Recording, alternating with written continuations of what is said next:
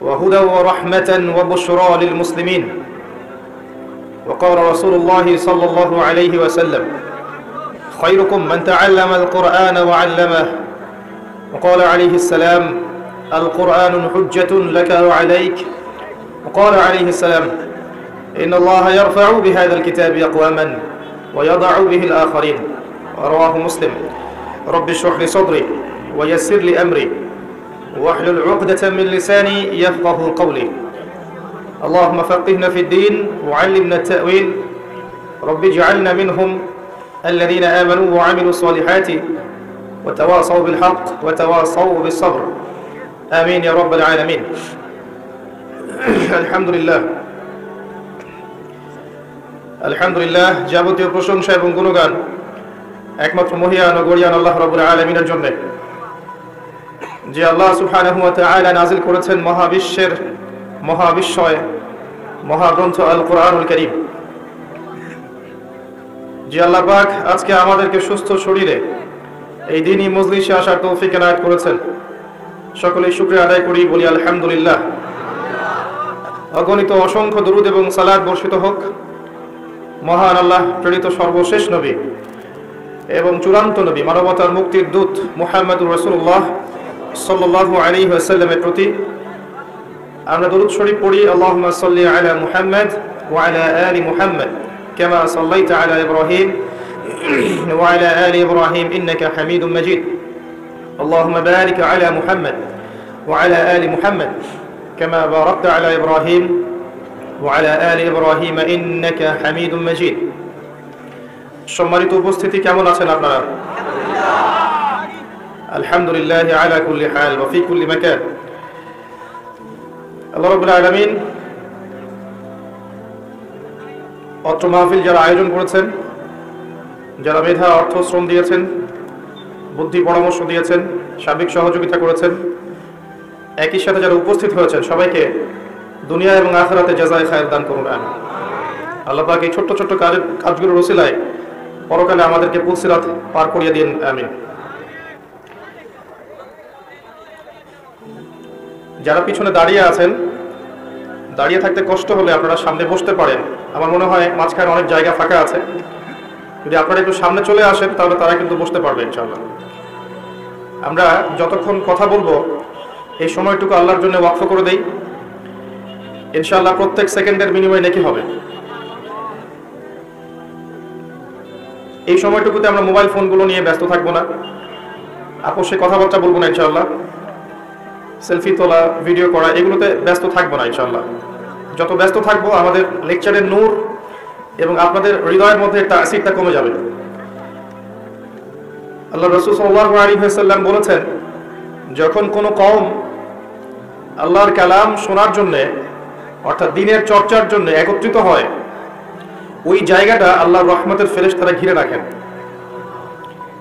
এবং তাদের উপরে আল্লাহর পক্ষ থেকে আল্লাহর সাকিনা বা প্রশান্তি নাজিল হতে থাকে। একই সাথে আল্লাহ রাব্বুল আলামিনের কাছে যে ফেরেশতারা আছেন, তাদের কাছে আল্লাহ পাক এই বান্দাদেরকে নিয়ে গর্ব করতে থাকেন। বলেন সুবহানাল্লাহ। আল্লাহ পাক আমাদেরকে নিয়ে এখন গর্ব করছেন, কোনো সন্দেহ নাই। একটা হাদিসে পেয়েছিলাম, বান্দা যখন মনে মনে আল্লাহকে ডাকে, আল্লাহ মনে মনে ওই বান্দাকে স্মরণ করেন। আপনি রাতে শুয়ে আছেন, মনের মধ্যে অনেক কথা, হয়তো অনেক দোয়া আছে, চাওয়া পাওয়া আছে, কষ্ট যন্ত্রণা আছে, আপনি মনে মনে আল্লাহকে ডাকছেন। ডাকতে ডাকতে আপনার চোখ দিয়ে পানি বের হয়ে গেল, আপনি বুঝে নিয়েন ঠিক ওই মুহূর্তে আল্লাহ আপনাকে স্মরণ করেছে এবং আল্লাহ আমাদের খুব কাছে আছে। ওয়াইদা সাআলাকা ইবাদি আন্নী ফাইন্নী করিব।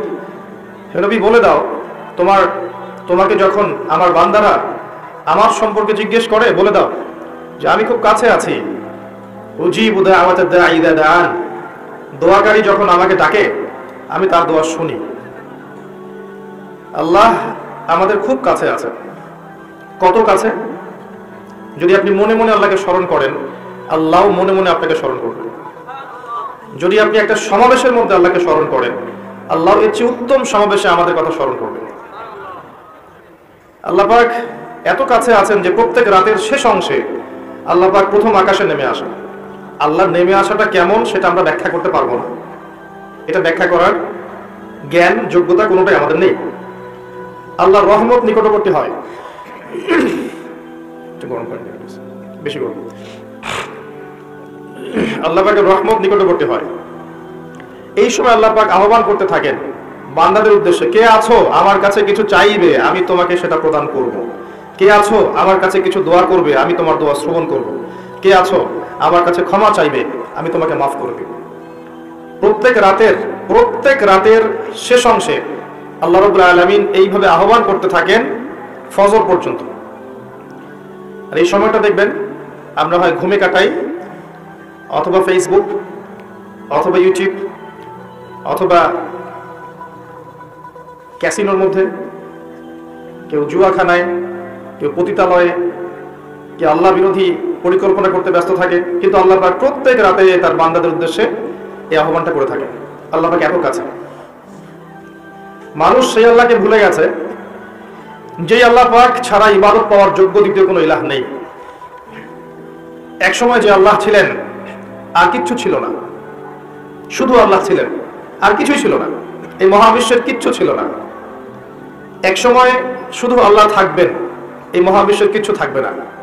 কুল্লু মান আলাইহা ফান ওয়া ইয়াবকা ওয়াজহু রাব্বিকা যুল জালালি ওয়াল ইকরাম। প্রত্যেকটা বিষয় বস্তু ফানা হয়ে যাবে, শুধুমাত্র আল্লাহ রাব্বুল আলামিনের সত্তাটা বাকি থাকবে। আল্লাহ পাক সূরা আর রহমানে একটা আয়াত বারবার বলেছেন, ফাবিআইয়ি আলাই রাব্বিকুমা তুকাযযিবান। তোমরা দুই জাতি, জিন আর মানুষ, তোমরা আল্লাহর কোন কোন নিয়ামতকে অস্বীকার করবে। কেন জিন আর মানুষকে বলা হচ্ছে? কারণ সূরা জারিয়াতের 56 নম্বর আয়াতে আল্লাহ পাক বলেছেন, ওয়ামা খালাকতুল জিন্না ওয়াল ইনসা ইল্লা লিয়াবুদুন। আমি জিন আর মানুষকে শুধুমাত্র আমার ইবাদত করার জন্য সৃষ্টি করেছি। এই কারণে জিন আর মানুষকে উদ্দেশ্য করে আল্লাহ পাক সূরা আর রহমানে বারবার বলছেন, তোমরা আমার কোন কোন নিয়ামতকে অস্বীকার করবে। আল্লাহ রাব্বুল আলামিন এই সূরার মধ্যে বলেছেন যে আল্লাহ পাক তার সৃষ্টির এই যে কাজ, এতে ব্যস্ত থাকেন, প্রত্যেকটা মুহূর্ত তিনি ব্যস্ত থাকেন। তবে সানাফরুগু লাকুম আইয়ুহাস সাকালান, শীঘ্রই তোমাদের দুই জাতির জন্য আমি ফারেক হচ্ছি, দাঁড়াও। তোমাদের বোঝাপড়ার জন্য শীঘ্রই আমি ফারেক হচ্ছি, থামো। সানাফরুগু লাকুম আইয়ুহাস সাকালান। এই আয়াতটা এই সূরার মধ্যে একটা ভয়ঙ্কর আয়াত। আল্লাহ পাক জিন আর মানুষকে বলছেন, আমি বিজি আমার কাজে, কিন্তু তোমাদের জন্য আমি শীঘ্রই ফারেক হব। কিয়ামত ঘটানোর পরে তোমাদের হিসেব নিকেশের জন্য আমি শীঘ্রই নিজেকে ফারেক করছি, ওয়েট করতে থাকো, জাস্ট ওয়েট এন্ড সি। মানুষ সে আল্লাহকে ভুলে গেছে যে আল্লাহ রাব্বুল আলামিন এখন জানেন যে আপনি কতদিন বাঁচবেন, জীবনে কি করবেন, কোন দিন আপনি কোন কোন বেলায় কি কি খাবার খাবেন, কোথায় কোথায় আপনি কি কি পাপ করবেন এবং কোথায় কোথায় আপনি কি কি পুণ্য করবেন। আল্লাহ পাক এখনই জানেন। আল্লাহ পাক জানেন আমাদের মধ্যে এখানে বসে থাকা প্রত্যেকটা মানুষ কে কোথায় কিভাবে মারা যাবে, কার জীবনে কি আছে, কার পরকালে কি আছে। আমাদের এখানকার মানুষদের মধ্যে কে কবরের প্রশ্নের উত্তর দিতে পারবে, কে পারবে না, আল্লাহ এখনই জানেন। আল্লাহ পাক এখনই জানেন, এই মুহূর্তেই জানেন যে আমাদের মধ্যে কয়জন মানুষ এখানকার মধ্যে জান্নাতে যাবে। আর জান্নাতে যাওয়ার কোটি কোটি বছর পরে ওই বান্দারা কি কি নিয়ামত ভোগ করবে, আল্লাহ পাক এখনই রাইট নাও সেটা জানেন। আপনাকে আমি আল্লাহ চিনাচ্ছি, আল্লাহ পাক সেই সত্তা যে আমাদের মধ্যে কে কে জাহান্নামে যাবে বা যাবে কি যাবে না, আল্লাহ পাক এই মুহূর্তে সেটা জানেন। এবং জাহান্নামে যাওয়ার কোটি কোটি বছর পর তাদেরকে কি শাস্তি দেওয়া হবে, আল্লাহ এখনই সেটা জানেন। আল্লাহ পাক জানেন এই পৃথিবীর আগামী ভবিষ্যৎ কি, এই পৃথিবীবাসীর ভবিষ্যৎটা কি, কোথায় যাচ্ছে বিশ্ব, আল্লাহ এই মুহূর্তে জানেন। আল্লাহর জ্ঞানের মধ্যে সব কিছু আছে। শুধু তাই না, পৃথিবীর শুরু থেকে নিয়ে শেষ দিন পর্যন্ত মানব জাতি পৃথিবীর বুকে কি করেছে না করেছে, আল্লাহ পাক প্রত্যেকটা বিষয় লিখে রেখেছে। ওয়া মা কানা রাব্বুকা নাসিয়া, এবং আপনার রব কিছু ভুলে যান নাই। পৃথিবীতে কোথায় কে কোন জুলুম করেছে, কে কোথায় জিনা করেছে, কে কোথায় মদ খেয়েছে, কে কোথায় নামাজ পড়ে নাই, কে কোথায় শিরক করেছে, কে কোথায় বেদাত করেছে, কে কোথায় সুদ খেয়েছে, কে কোথায় মানুষকে হত্যা করেছে, কোন জালেম কোথায় কোথায় মাজলুমদের উপর অত্যাচার করেছে আল্লাহ পাক সব লিখে রেখেছেন। এটা হচ্ছে আমাদের রব। পৃথিবীতে আমরা যখন ছিলাম না, আল্লাহ রাব্বুল আলামিন আমাদেরকে রূহের জগতে রেখেছিলেন, আলমে আরওয়াহ বা রূহের জগতে। সেখানে আমাদের আত্মাগুলো ছিল। এই আত্মাগুলোকে একত্রিত করে আল্লাহ পাক জিজ্ঞাসা করেছিলেন, আলাস্তু বিরব্বিকুম, আমি কি তোমাদের রব নই? সবাই আমরা বলেছিলাম, আমরা যারা আছি এখন, জীবিত মৃত ভবিষ্যতে আসবে, আমরা সবাই এক বাক্যে বলেছিলাম, বালা, অবশ্যই আপনি আমাদের রব। আমাদের মনে পড়ে? মনে পড়ে না। এই কথাটা মনে করিয়ে দেওয়ার জন্যই আল্লাহ পাক প্রত্যেক যুগে যুগে অসংখ্য নবী রাসূল পাঠিয়েছেন, আসমানি কিতাব পাঠিয়েছেন, যাতে করে ওই কথাটা মনে করিয়ে দেওয়া যায়। কথা বুঝতে পারছেন? আলাস্তু বিরব্বিকুম, আমরা বলেছিলাম বালা, অবশ্যই আপনি আমার রব। সেখান থেকে আমাদের এই যে মাটির দেহ, এর মধ্যে রূহ দেয়া হলো। মাটির দেহটা কিন্তু আপনি না, ওই রূহটা হচ্ছেন আপনি। কারণ আপনার দেহটা পচে যাবে, আপনার আমার দেহের সৌন্দর্য থাকবে? বয়স থাকবে? পচে যাবে, নষ্ট হয়ে যাবে। আপনার রূহ এটা কিন্তু মরবে না। ওই রূহের জগৎ থেকে রূহটা পাঠানো হয়েছে মায়ের গর্ভে। মায়ের গর্ভ থেকে এই যে দুনিয়ার জীবনে, দুনিয়ার জীবন থেকে হয় ইল্লিনে যাবে, না হলে সিজ্জিনে। তারপরে আবার রূহটাকে দেহে ফেরত দেওয়া হবে কিয়ামতের দিন। ওই রূহওয়ালা বডিটার হিসেব হবে এবং সে আত্মা হয়ে যাবে জান্নাতে, না হলে জাহান্নামে। আত্মা কি মরলো? আত্মা একটা ভ্রমণ চক্র পার করলো। ইয়া আইয়াতুহান নাফসুল মুতমাইন্নাহ, আছে না? ইরজিই ইলা রাব্বিকি রাদিয়াতাম মারদিয়া, হে প্রশান্ত আত্মা, তোমার রবের দিকে ফিরে আসো, সন্তুষ্ট ভাজন হয়ে ফিরে আসো। ফাদখুলি ফি ইবাদি, আমার বান্দাদের অন্তর্ভুক্ত হয়ে যাও। ওয়াদখুলি জান্নাতি, জান্নাতীদের অন্তর্ভুক্ত হয়ে যাও। এই রূহ আর আত্মা এর ব্যাখ্যা কি সায়েন্স করতে পারবে? আমাদের এডুকেশন সিস্টেম ব্যাখ্যা করতে পারবে আত্মা কাকে বলে? ফিলোসফি সাবজেক্টের মধ্যে রূহ নিয়ে প্রচুর বই আছে, কেউ আজ পর্যন্ত কোনো কনক্লুশন বা উপসংহারে যেতে পারে নাই যে আসলে এই জিনিসটা কি। এমনকি নবী সাল্লাল্লাহু আলাইহি ওয়াসাল্লামকে 3টা প্রশ্ন করা হয়েছিল, আসহাবুল কাহফের কি হয়েছে, যুলকারনাইন বাদশার কি হয়েছে, আত্মা কাকে বলে। ইহুদিরা এই 3টা প্রশ্ন শিখিয়ে দিয়েছিল না, মনে আছে?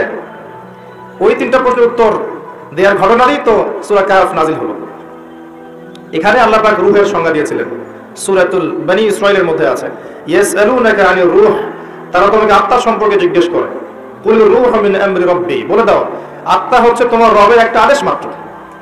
আল্লাহর আদেশ এসেছে, আল্লাহর আদেশে চলে যাবে। কেউ দেখতে পারবে? সায়েন্স ব্যাখ্যা করতে পারবে? যুক্তি দর্শনের ব্যাখ্যা করতে পারবে? সায়েন্স কি স্বপ্নের ব্যাখ্যা দিতে পেরেছে এখন পর্যন্ত? স্বপ্ন কেন দেখে? একটা স্বপ্ন দেখলাম মনে করেন, এবং স্বপ্নটা সত্য হয়ে গেল, এর ব্যাখ্যা দিতে পারবে? কেন সত্য হলো? স্বপ্ন সত্য হয় না। এখন এক শ্রেণীর মানুষ আছে মনে করে স্বপ্ন বলতে কিছুই নাই, স্বপ্ন সত্য হতে পারে না, এবং স্বপ্ন নিয়ে কিন্তু ঠাট্টা মশকরা করে। কিন্তু দেখবেন মুমিন বান্দাদের স্বপ্ন সত্য হয়। ভালো স্বপ্ন আল্লাহর পক্ষ থেকে দেখানো হয়, সত্য হতে পারে। কোন কোন ক্ষেত্রে কাফেরের স্বপ্নও সত্য হতে পারে। এটা আবার কোথায় পেলেন? দলিল দিচ্ছি, সূরা ইউসুফ খোলেন। ইউসুফ আলাইহিস সালাম জেলখানায় আছেন, 2 জন কয়েদি, দুজনে অমুসলিম, এসে বলছেন আমি স্বপ্ন দেখেছি যে আমি মনিবকে কিছু পান করাচ্ছি, এবং আমি স্বপ্ন দেখেছি আমার মাথায় রুটি আছে, এখান থেকে কাক বা চিল খেয়ে নিচ্ছে। ইউসুফ আলাইহিস সালাম বললেন, যার মাথা থেকে রুটি খেয়ে নেওয়া হচ্ছে একে শীঘ্রই শুলদণ্ড দেওয়া হবে। তাই হলো। আর যে পান করাচ্ছে একে মুক্ত করে দেওয়া হবে। ওই 2 ব্যক্তি কি মুসলিম ছিলেন? সত্য স্বপ্ন দেখেছেন আল্লাহর পক্ষ থেকে। নবুয়তের 46 ভাগের 1 ভাগ কিন্তু সত্য স্বপ্ন। তো শেষ জামানায় মুমিনরা বেশি বেশি সত্য স্বপ্ন দেখতে পারে এবং এগুলো ফলতেও পারে। যদি প্রসঙ্গটা এসেই গেছে বলে দিচ্ছি আপনার কাছে, বেশিরভাগ স্বপ্নই অহেতুক চিন্তাবশত মানুষ দেখে থাকে। আরেক প্রকার স্বপ্ন মানুষ শয়তানের পক্ষ থেকে দেখে। আরেক প্রকার স্বপ্ন আছে যেটা আল্লাহর পক্ষ থেকে মানুষকে দেখানো হয়, সত্য স্বপ্ন। তা আমি রূহের কথা বলছিলাম, আমরা রূহের জগতে ছিলাম, সেখান থেকে এই রূহের চক্র ভ্রমণ করছে। এই ভ্রমণ চক্রের মধ্যে একটা সময় দেখেন আপনি, শুধু মায়ের গর্ভ থেকে নিয়ে এই যে পৃথিবীর জীবনটুকু, এটাই হচ্ছে আপনার আমার দুনিয়ার হায়াত। কিন্তু রূহের হায়াত নয়, আপনার আমার দুনিয়ার জীবনের হায়াত। রুহের হায়াত নয়। রুহ সৃষ্টি করা হয়েছে আরো অনেক আগে। আমার কথা বুঝতে পারছেন? আমি সহজ করবো ইনশাল্লাহ, আমাকে সহজ করতে বলা হয়েছে। রুহ সৃষ্টি হয়েছে, আল্লাহ সৃষ্টি করেছেন আরো অনেক আগে, সেটাকে পাঠিয়েছেন দুনিয়ায় মায়ের গর্ভে। এই মায়ের গর্ভ থেকে মৃত্যু পর্যন্ত এই 50, 60, 70, 80, 100 বছর জীবনটা, এটা আপনার দুনিয়ার হায়াত। এই দুনিয়ার হায়াতটাকে আল্লাহ বলেছেন শস্য ক্ষেত, কাজের জায়গা, ফলাফল গ্রহণের জায়গা নয়। মনে রাখবেন, এখানে রেজাল্ট পাওয়া যাবে না, এটা পরীক্ষার হল, এখানে রেজাল্ট দেওয়া হবে না।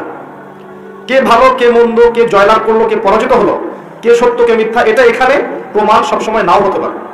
এটা রেজাল্ট দেওয়ার জায়গা নয়, রেজাল্ট দেওয়ার জায়গা হচ্ছে পরে কিয়ামতের মাঠে। এরপরে রূহটা চলে যাবে হয় ইল্লিনে। ইল্লিন কোথায়? উপরে, আর সিজ্জিন নিচে। ভালো মানুষ হলে আত্মা চলে যাবে ইল্লিনে, আর মন্দ হলে, কাফের, ফাসিক, জালেম, মুশরিক, মুনাফিক হলে আত্মা যাবে সিজ্জিনে। সূরা মুতাফফিফিন পড়ে দেখেন, এখানে সব লেখা আছে। তো ইল্লিন সিজ্জিনে আত্মাগুলো আযাব ভোগ করবে অথবা শান্তি পাবে। যদি ভালো মানুষ হয় ইল্লিনে শান্তি ভোগ করবে জান্নাতের, আর খারাপ মানুষ হলে সিজ্জিনে শাস্তি ভোগ করবে। এখানে শাস্তি ভোগ করছে আত্মা, দেহ নয়। দেহ কিন্তু নাই এখানে, আত্মা শাস্তি ভোগ করছে। আপনাকে বোঝাতে চাচ্ছি, আপনি যে বডিটা নিয়ে ঘুরছেন এই বডিটাই আপনি নন। আপনার ভিতর একটা রূহ আছে, এটা হচ্ছে আপনি। ওটা যদি আল্লাহর আনুগত্য করে, আপনার বডি অটোমেটিক আল্লাহর আনুগত্য করবে। যখন আপনার রূহের মধ্যে কলুষতা আসবে, আত্মার মধ্যে নোংরামি, কলুষতা, কুৎসিত চিন্তা ভাবনা, আকীদা, আমল দিয়ে ভরে যাবে, তখন দেহ আপনার রূহের আনুগত্য করবে না।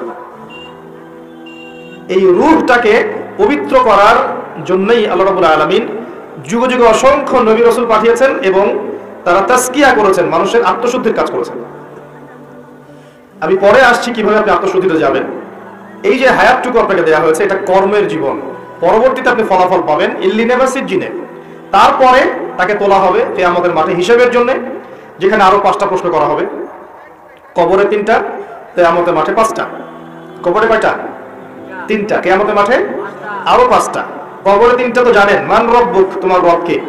দুনিয়াতে কেউ যদি আল্লাহর সাথে শিরিক করে থাকে, বিনা তওবায় মারা যায়, সে ব্যক্তি মান রব্বুক প্রশ্নের উত্তর দিতে পারবে না, ফুল স্টপ। মা দীনুক, তোমার দিন কি। পৃথিবীতে কেউ যদি দিন ইসলামকে পরিপূর্ণরূপে গ্রহণ না করে, হাসি ঠাট্টার ছলে গ্রহণ করে থাকে, সে কোশ্চেন কালেও এই প্রশ্নের উত্তর দিতে পারবে না, তোমার দিন কি, ফুল স্টপ। মান নবিয়ুক বা মান হাযার রাজুলু বুইসা ফীকুম, পৃথিবীতে কেউ যদি নবী সাল্লাল্লাহু আলাইহি ওয়াসাল্লামের সুন্নতের উপর না থাকে, অন্যের আদর্শ গ্রহণ করে তাকে বাদ দিয়ে, সে কোশ্চেন কালেও এই প্রশ্নের উত্তর দিতে পারবে না, ফুল স্টপ। যারা তাওহীদের উপর থাকবে তারা মান রব্বুক উত্তর দিতে পারবে। যারা দ্বীন ইসলামকে পরিপূর্ণরূপে গ্রহণ করবে তারা মা দীনুক উত্তর দিতে পারবে। যারা পৃথিবীতে শুধু নবী সাল্লাল্লাহু আলাইহি ওয়াসাল্লামের সুন্নাহর উপর চলবে, অন্য কাউকে আদর্শরূপে গ্রহণ করবে না, তারা মান নবিয়ুক উত্তর দিতে পারবে ইনশাআল্লাহ। এরপরে আরো একটা প্রশ্ন করা হবে, যদি 3টা পারা যায়। তুমি কিভাবে এগুলো জানলে? এগুলো তো সবাই জানে না। হয়তো 1000-999 জন মানুষই বলতে পারবে না এই 3টার প্রশ্নের উত্তর কি কি। এই ইকুয়েশনটা কোথায় পেলাম? এটা পেলাম ওই হাদিস থেকে, যে কিয়ামতের মাঠে আদম আলাইহিস সালামকে ডাকা হবে, ডেকে বলা হবে তোমার সন্তানদের মধ্য থেকে জাহান্নামীদেরকে আলাদা করে দাও। আদম আলাইহিস সালাম বলবেন কতজনকে হে আল্লাহ? আল্লাহ বলবেন 1099 জনকে জাহান্নামের জন্য আলাদা করে দাও। নাউযুবিল্লাহ ওয়া ইন্না লিল্লাহি ওয়া ইন্না ইলাইহি রাজিউন। সহিহ বুখারীর হাদিস, 4 বার এসেছে হাদিসটা। তো পার্সেন্টেজটা আপনি বোঝেন, বেশিরভাগ মানুষই কবরের প্রশ্নের উত্তর দিতে পারবে না।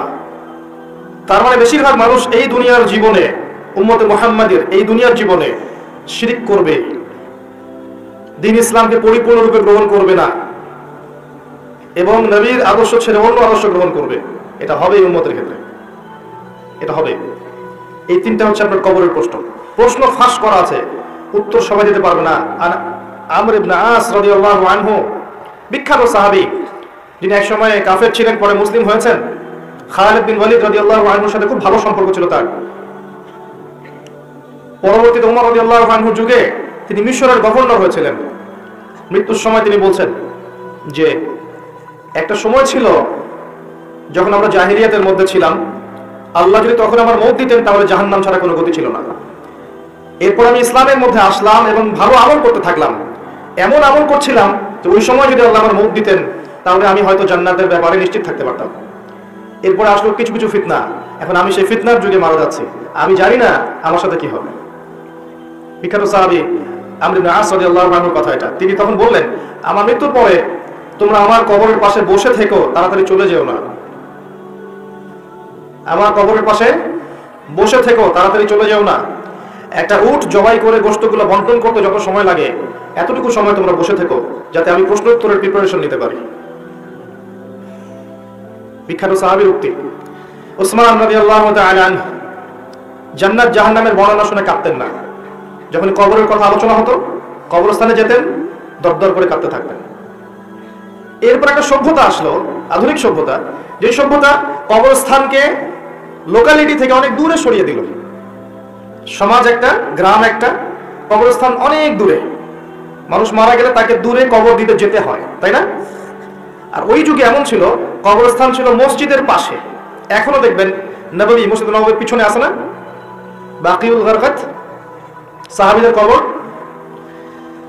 কারণ ছিল, যখন মানুষ এটা অতিক্রম করবে প্রতিদিন নামাজ পড়তে যাওয়ার সময় 5 বার করে, তার মধ্যে পরকালের ফিকির হবে, কবরের কথা চিন্তা থাকবে, কান্না আসবে, দুনিয়ার জীবন এর তুচ্ছতা সম্পর্কে আমাদের ধারণা আসবে। একটা দাজ্জালীয় সভ্যতা যখন আসলো, এই সভ্যতা কবরস্থানকে আস্তে আস্তে দূরে সরিয়ে দিল। এখন বছরে একটা দিন আপনারা কবরস্থানে যান কিনা সন্দেহ আছে।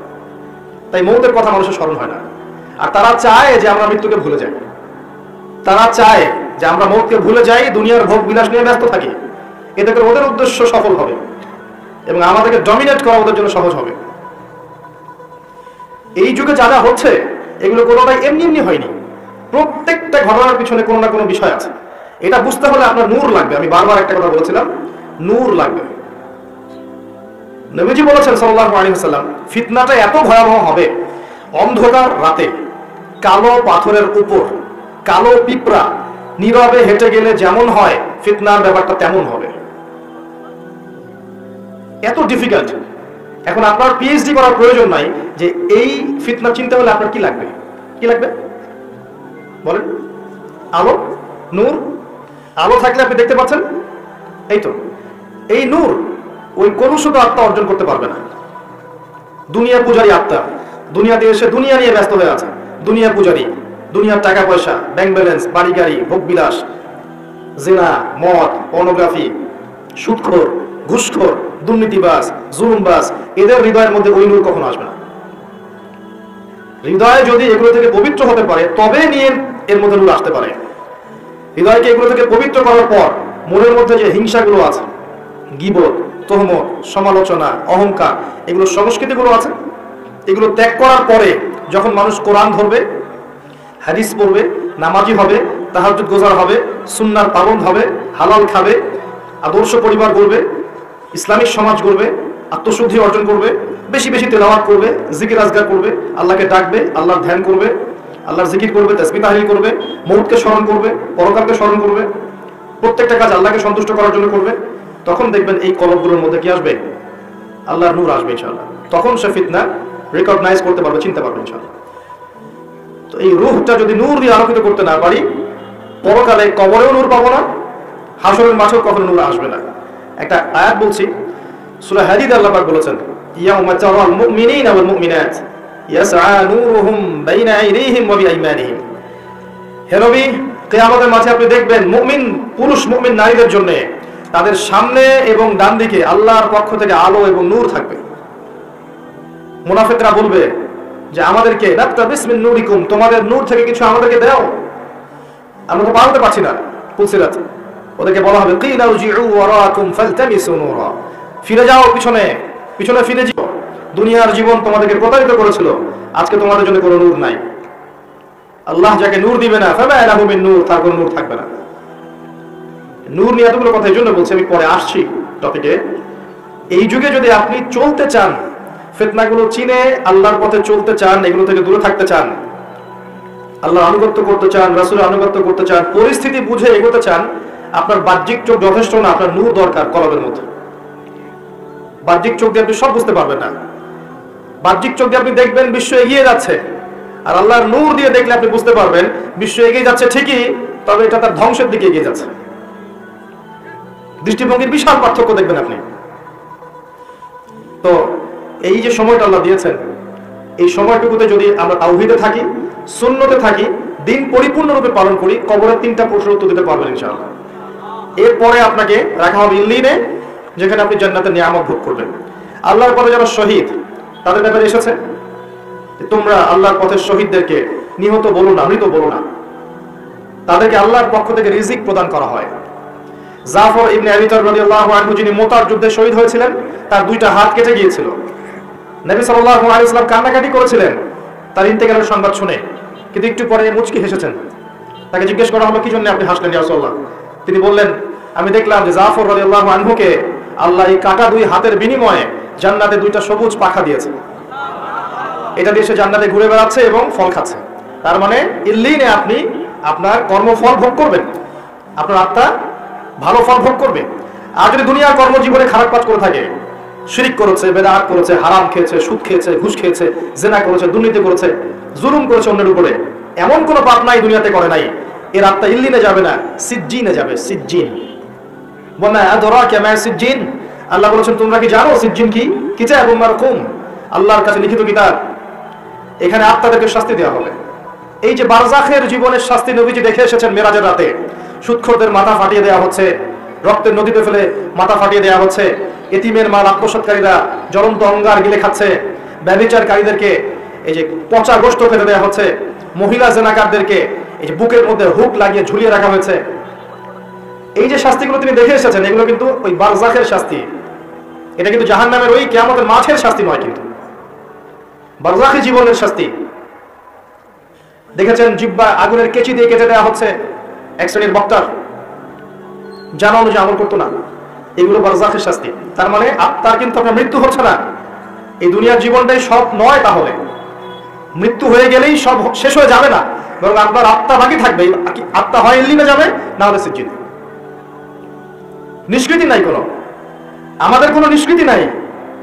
আবু বকর সিদ্দিক রাদিয়াল্লাহু আনহু এর জন্য বলতেন, ইয়া লাইতানি লাউ কুনতু শাজারা, হায় আমার দুর্ভাগ্য যদি আমি গাছটা হয়ে যেতাম, যার কোনো হিসাব নিকাশ নাই।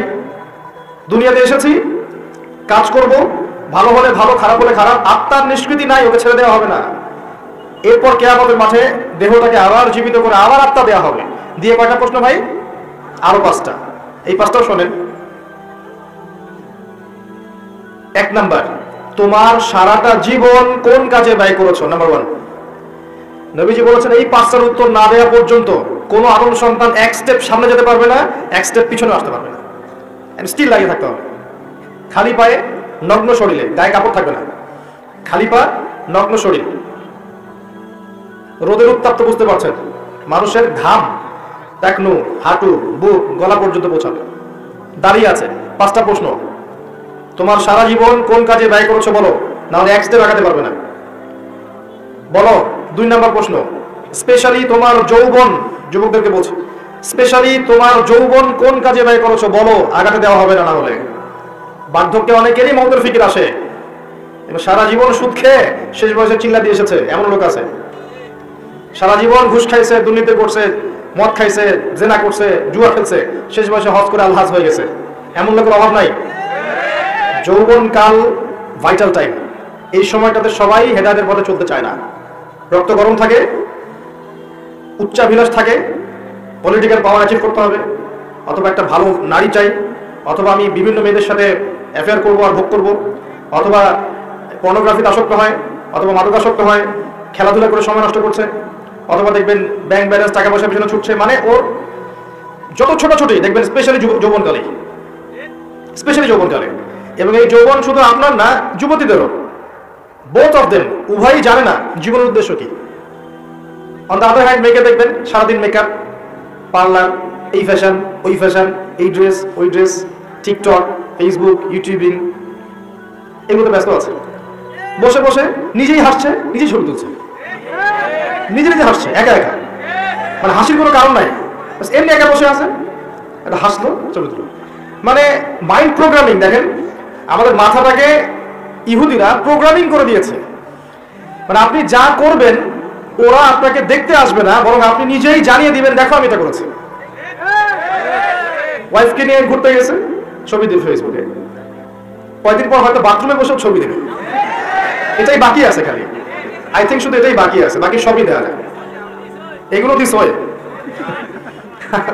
আমি আপনাদের ভাষা বুঝি না, বলতে পারি না, এগুলো মাঝে মধ্যে দেখা যায়। ভালো করে খেয়াল করেন, মানুষের দুইটা জীবন, এই যে ব্যক্তিগত জীবন আর পাবলিক লাইফ। পাবলিক লাইফ, আমি এখন পাবলিক লাইফে আছি, আমাদের প্রাইভেসি আছে, সবকিছু তো আপনি জানবেন না, আপনার সবকিছু আমি জানবো না। একটা প্রাইভেট লাইফ, ব্যক্তিগত জীবনে আপনি খান, ঘুমান, আপনি স্ত্রীর সাথে থাকেন, ঘরের মধ্যে অনেক কিছুই করেন। এই মাইন্ড প্রোগ্রামিং করে ওরা আমাদেরকে এমন একটা মানসিকতা দিয়ে দিয়েছে যে আমরা এখন পাবলিক লাইফ আর প্রাইভেট লাইফের পার্থক্য বুঝতে পারছি না। মানুষের প্রাইভেট লাইফকে আমরা পাবলিক করে দিচ্ছি, ব্যক্তিগত জীবনে যা করছে সব ঢেলে মানুষকে জানাচ্ছে। ওরা কিন্তু জানতে আসছে না, আপনি জানিয়ে দিচ্ছেন ফেসবুকে।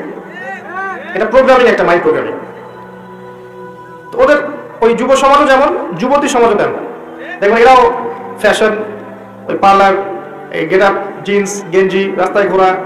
তারপরে যদি বুঝাই দেওয়া যায় যে তুমি তো সম অধিকার পাওয়ার যোগ্য, নারী পুরুষের সাথে কোনো পার্থক্য নাই, তুমি বাসায় বসে থাকবে কেন, তুমি বেগম রোকেয়ার উত্তরসূরি না, বাসা থেকে বের হও, ঘর থেকে বের হও, মৌলবাদী পর্দার দর্শন বাদ দাও, পুরুষের কাঁধে কাঁধ মিলিয়ে মাঠে নামো, জাতিকে এগিয়ে নাও। তাহলে তো আর কথাই নাই, ওকে আর ওরা হাতি দিতে পারবে না, ও তখন আকাশে উঠবে, মাটিতে হাঁটবে না, আকাশে হাঁটবে।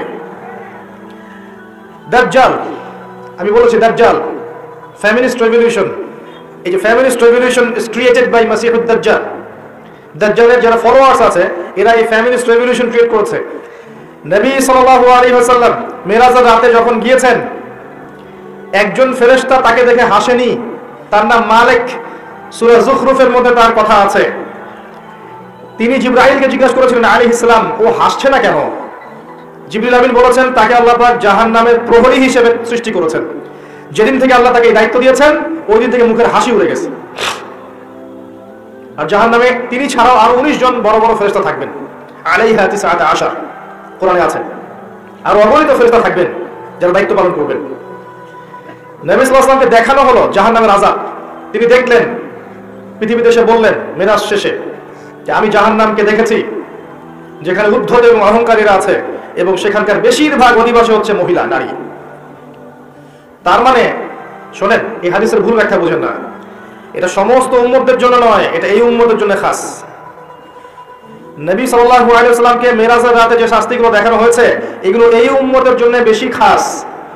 এই উম্মতের মানুষ বেশি সুদ খাবে, বেশি জেনা পরকিয়া করবে, এতিমের মাল আত্মসাৎ হবে এই উম্মতের মধ্যে বেশি। এই উম্মতের বক্তারা জান অনুযায়ী আমল করবেন অনেকেই, এই উম্মতের নারীরা বেশিরভাগ জাহান্নামে যাবে। শেষ 100 বছরের দিকে তাকান, বেশিরভাগ অনুসারী যদি জাহান্নামে যায় মহিলা এই উম্মতের, তার মানে এই উম্মতের মহিলাদের সাথে শেষ জামানায় এমন কিছু হবে যার ফলে তারা আর দিনের পথে থাকতে পারবে না। শেষ জামানায় এমন কিছু ওদের সাথে হবে যার ফলে ওরা তাওহীদ, দ্বীনের জ্ঞান অর্জন, সুন্নাত, পর্দা, হালাল এই বিষয়গুলো মেনে চলতে পারবে না, প্রতিবন্ধকতার শিকার হবে। আর সেই বিষয়টাই বলেছে আমি আমার ব্যাখ্যায়, এটা হচ্ছে ফ্যামিলিস্ট রেভলিউশন, নারীদের অবাধে বেলাল্লাপনা। এটা আজকে থেকে 100 বছর আগে ছিল না, আজকে থেকে 100-200 বছর আগে দিকে তাকিয়ে দেখেন, এরকম পশ্চিমা ধাঁচে সারা বিশ্বে মুসলিম কার্যগুলোতে মেয়েরা এইভাবে ঘুরে বেড়ায়নি কখনো। যারা নারীরা এখন পুরুষের আসন নিয়ে নিয়েছে, আর পুরুষ হয়ে গেছে নারী, পোশাক পরিবর্তন হয়ে গেছে, নারী পুরুষের পোশাক করছে, মেয়ে নারী পোশাক করছে। দেধারসে ফ্রি মিক্সিং, যেখানে যাবেন ফ্রি মিক্সিং, মার্কেটে যান ফ্রি মিক্সিং, স্কুলে যান ফ্রি মিক্সিং। ফ্রি মিক্সিং বোঝেন তো? মানে আপনার পাশে বসে আছে গায়রে মাহরাম, আপনার মনে হবে সে আমার কলিগ। আপনার পাশে বসে আছে একটা গায়রে মাহরাম যার সামনে পর্দা করা ফরজ আল্লাহ করেছেন, আপনার কাছে মনে হবে সে আমার কাজিন, সে আমার সহপাঠী, সে আমার ফ্রেন্ড, সে আমার ভাইয়া, সে আমার টিচার। এটা মনে হবে আল্লাহ ওদের সাথে পর্দা করা ফরজ করেছেন, কিন্তু ওই মেয়ের কাছে মনে হবে এই ব্যাপার। এটা ফ্রি মিক্সিং। স্কুলে ফ্রি মিক্সিং, স্কুলের ছেলেমেয়েরা এখন পর্ন দেখে, স্কুলের ছেলেমেয়েরা বসে বসে ক্লাসে বসে বসে পর্ন দেখে। এটা সেকুলারদের মিডিয়া থেকে খবরগুলো বলছে, ইসলামিক মিডিয়া তো নাই আমাদের কাছে, সেকুলারদের মিডিয়া থেকে খবরগুলো বলছে। রিপোর্ট হয়েছে এগুলো নিয়ে অনেক, ইউটিউব ঘাটে ক্লাসে বসে বসে ছেলেমেয়ে পর্ন দেখছে, স্কুলের ছেলেরা, স্কুলের মেয়েরা। আজকে থেকে 50 বছর আগে কল্পনা করতে পারতেন? আমরা করেছি এগুলা? আমরা তো বেশি বয়স না, আমরা করেছি। এখনকার কলেজে যাবেন, ফ্রি মিক্সিং, গ্রুপ স্টাডি করতেছে বসে।